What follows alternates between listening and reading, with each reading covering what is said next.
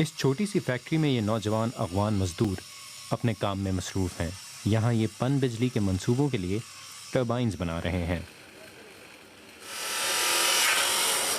बिजली बनाने वाली मिल के लिए धात को काटा जा रहा है।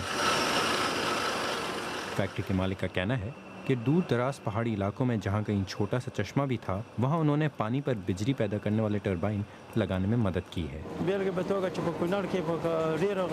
कुन्नड़ के कई पहाड़ी इलाकों में मैंने ये टर्बाइन लगाने में मदद की है, जिसकी वजह से लोगों को बिजली बहुत कम कीमत पर मिली है और कई लोगों के बिजली के मसाइल हल हुए हैं।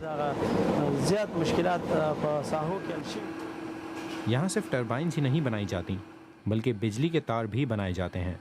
हालांकि ख़ाम माल बाहर से ही बरामद किया जाता है, लेकिन यहाँ इसे बनाना एक नया कदम है, जिसकी वजह से मार्केट में फैक्ट्री की मकबूलियत बढ़ रही है।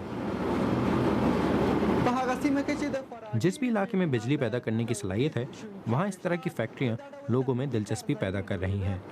लेकिन इस तरह के कारोबार को चलाने और इसके फ़रोग़ का सवाल बहुत अहम है, और ये सवाल यहाँ शुरू होने वाले हर कारोबार से पहले किया जाता है।